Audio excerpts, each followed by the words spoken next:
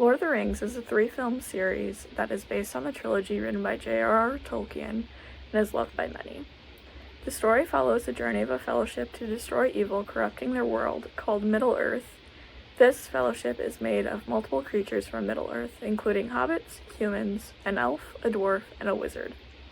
This fellowship encounters many battles and hardships with the end goal of freeing Middle-earth from evil forces.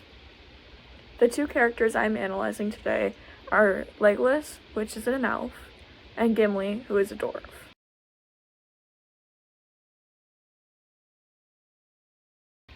In Middle-earth, there is a long history of conflict between the elves and the dwarves. Before the story of Lord of the Rings, there was conflict between the two due to cultural differences, war alliances, and distrust of other species. Elves were known for their deep connection to nature, and dwarves were known for their mining and metalwork.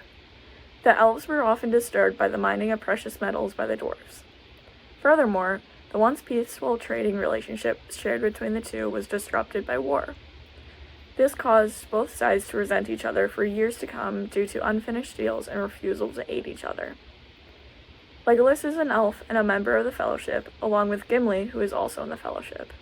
Legolas is known to be loyal and quick-tempered, whereas Gimli is loyal and stubborn.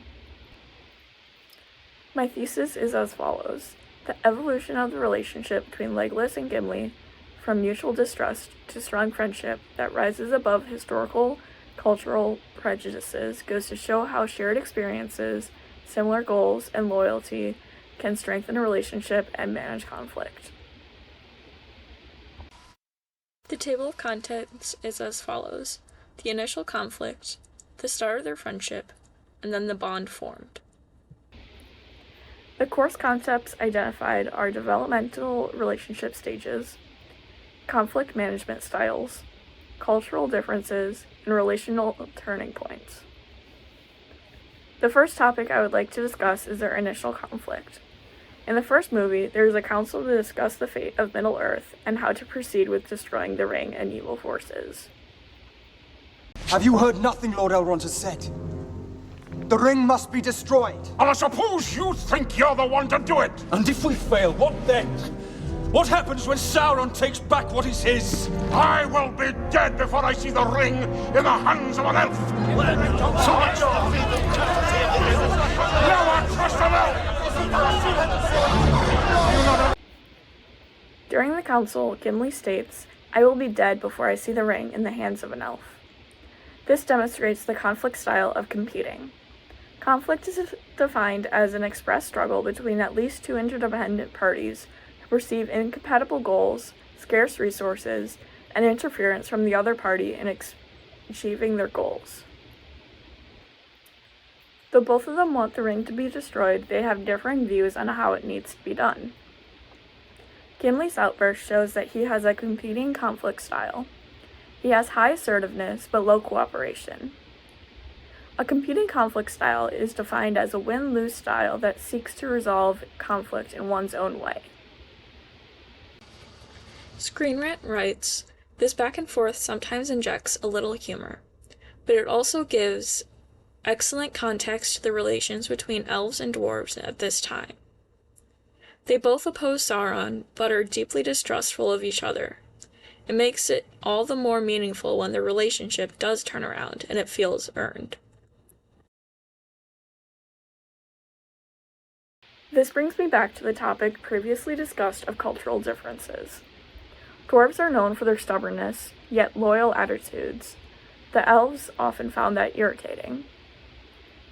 In a tense scene where the Fellowship encounters a cracked staircase, Legolas's elvish agility allows him to make the jump easily, where Gimli is stubborn and refuses help.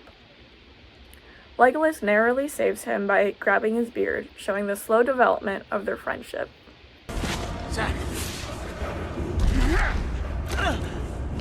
Nobody tosses a dwarf! Not the beard! Legolas could have let the historical divide between the elves and the dwarves win and allowed Gimli to fall to his death, but he saved him. Screen Rant also writes, "It's another injection of humor into a very tense scene. but it also demonstrates to the audience that while these characters may not like each other, they still feel obligated to one another. They are on the same side, and will risk their lives for each other if necessary.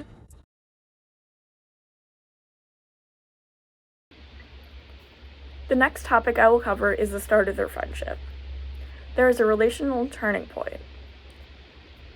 A relational turning point is a transformative event that alters the relationship in a fundamental way. Legolas and Gimli begin to break the cycle of hatred and conflict between their races. This can be seen when Legolas jumps to defend Gimli when he is threatened by a group of riders. They threaten through a comment that it would be easy to cut off Gimli's head, and Legolas says, "You would die before your stroke fell."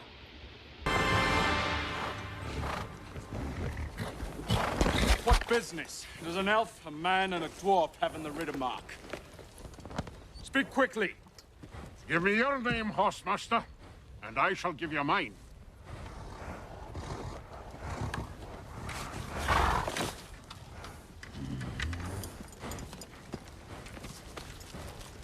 I would cut off your head, dwarf, if it stood but a little higher from the ground.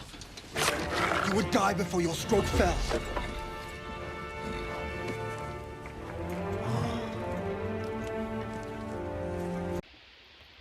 This is a major turning point, and one of the first where they seem to have a relationship beyond just being on the same side. As backed up by Screen Rant, Legolas's reaction may have seemed like an overreaction, but it shows his loyalty.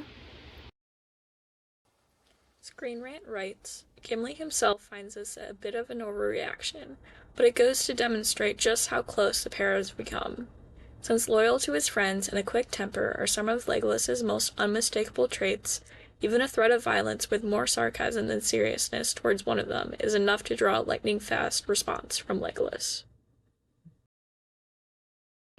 Their relationship has now followed the beginning of developmental relational stages. As you can see in this diagram, it goes up like a ladder from coming together to relational maintenance. The only difference between the rest of this diagram and the relationship between Legolas and Gimli is that they don't come apart. They just maintain the relationship that they built. Finally, the two become very close. In the final battle, when all seemed lost and they were facing a near certain death, Gimli states, "I never thought I'd die fighting side by side with an elf." This references the divide between the two species, but then goes to show the evolution of their relationship when Legolas responds, "What about side by side with a friend?" Never thought I'd die fighting side by side with an elf.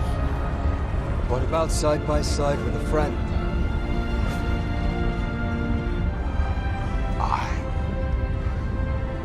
I could do that. This scene is especially important and a favorite among fans because it shows the evolution of the relationship. No longer are they enemies, no longer are they just on a quest together, they are friends, and they consider each other mutually to be friends and have that mutual respect.